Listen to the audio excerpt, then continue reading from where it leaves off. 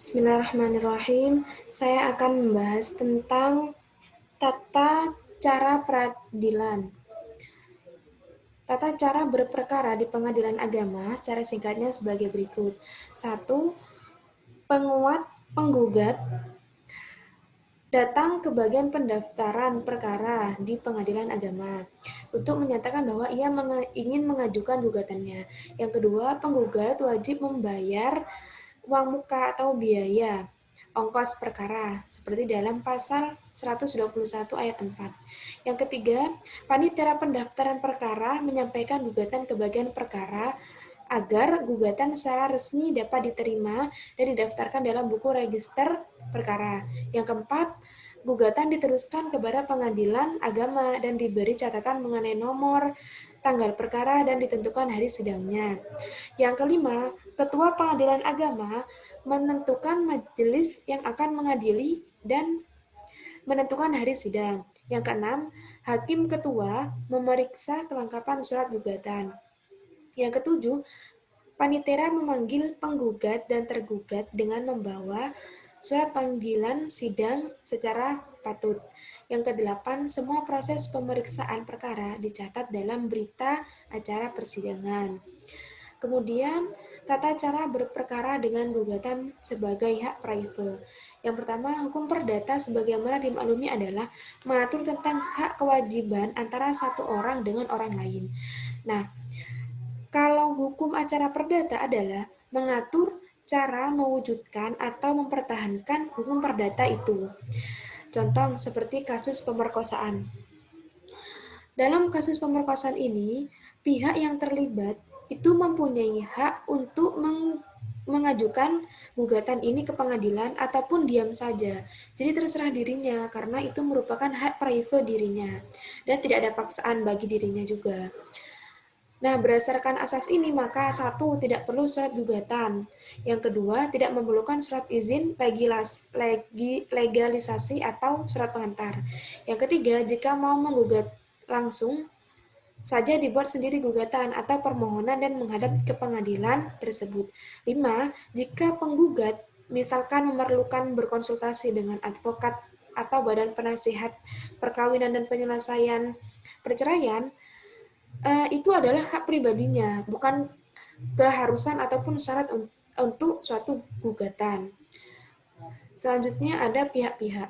Pihak-pihak itu ada 3 macam. Yang pertama penggugat dan tergugat. Yang kedua pemohon dan termohon, dan ketiga kuasa hukum dan penasihat hukum.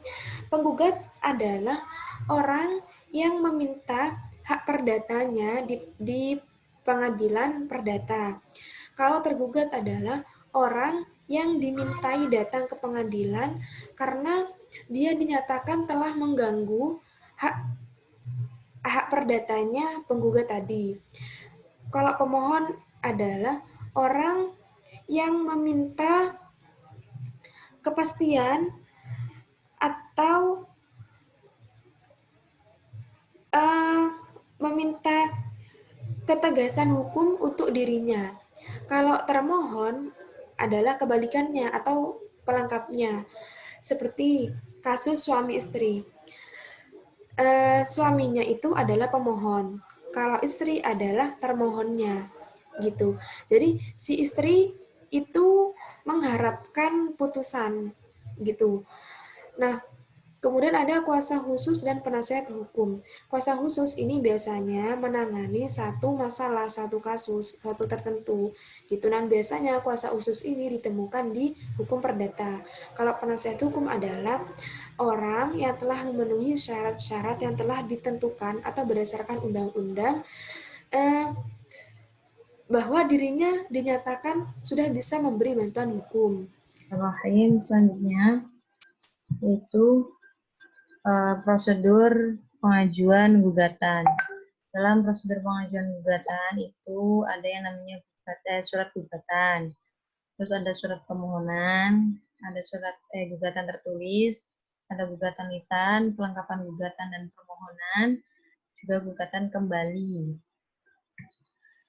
Lalu selanjutnya ada pendaftaran perkara di pengadilan. yakni setelah selesai bawa syarat-syarat kelengkapan itu ke pengadilan agama, maka daftarkanlah di kepaniteraan. Terus biasanya ditugaskan hakim untuk mengecek kebenaran syarat-syarat tersebut. Nah, jika syarat kelengkapan umum gugatan sudah dipenuhi, penelitian sudah bisa dilakukan dan sudah benar, maka pengadilan dilarang untuk tidak menerima pendaftaran perkara tersebut, sebagaimana telah ditunjukkan dalam pasal 14 UU nomor 14 tahun 1970. Nah, setelah perkara terdaftar di kepaniteraan pengadilan agama, panitera wajib secepatnya menyampaikan berkas itu kepada ketua pengadilan. Nah, kemudian majelis hakim membuat surat penetapan hari sidang untuk menentukan hari sidang pertama akan dimulai. Lalu jurusita akan memanggil pihak-pihak yang berperkara untuk menghadiri sidang sesuai hari, tanggal, dan jam, begitupun dengan tempatnya. Nah, ketika penggugat hadir, tapi pada siang-siang selanjutnya tidak hadir, bahkan sampai waktu pengucapan juga tidak hadir, maka putusan yang diberikan adalah putusan kontradiktor atau of the gangster. Lalu, selanjutnya berita acara persidangan. Apa itu berita acara persidangan? Yakni merupakan akta autentik yang dibuat secara resmi oleh pejabat yang memberi wewenang yang berisi tentang proses pemeriksaan suatu perkara dalam persidangan sebagai dasar majelis hakim dalam membuat putusan terhadap perkara yang diadilinya. Jadi, yang membuat berita acara sidang adalah panitera atau panitera pengganti yang ditunjuk oleh panitera untuk menghadiri sidang. Agar tidak terjadi kesalahan dalam membuat berita acara sidang, maka terlebih dahulu membuat catatan persidangan yang berisi tentang susunan acara dan ditandatangani oleh ketua majelis hukum atau panitera pengganti yang ikut sidang. Demikian, kurang lebihnya mohon maaf. Selanjutnya yaitu akan dijelaskan oleh Mas Ahdan. Ya, selanjutnya tentang pelaksanaan persidangan. Di dalam persidangan itu mempunyai prinsip-prinsip. Yang pertama itu prinsip personalitas keislaman. Kedua, prinsip persidangan terbuka untuk umum. Ketiga, prinsip persamaan hak dan kedudukan dalam persidangan. Keempat, prinsip hakim aktif memberi bantuan. Kelima, prinsip setiap perkara dikenakan biaya.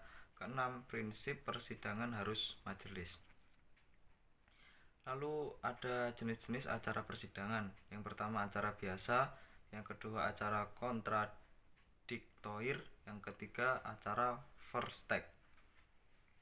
Lalu selanjutnya ada sesi jawab-menjawab. Bila mana pihak-pihak dan hakim tahu dan mengerti jawaban atau pertanyaan mana yang terarah dan relevan dengan hukum, tentulah proses perkara akan cepat, singkat, dan padat. Jadi ketika sudah clear, sudah jelas, maka itu akan mempercepat proses persidangan. Yang terakhir yaitu pembuktian.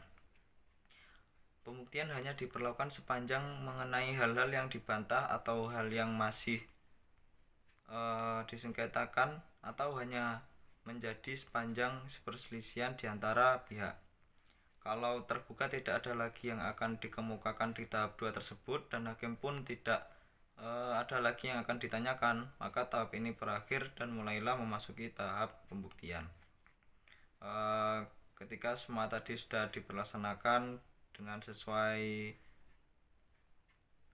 jalannya persidangan, maka akan ditutup dengan pembuktian atas jawaban perkara tersebut.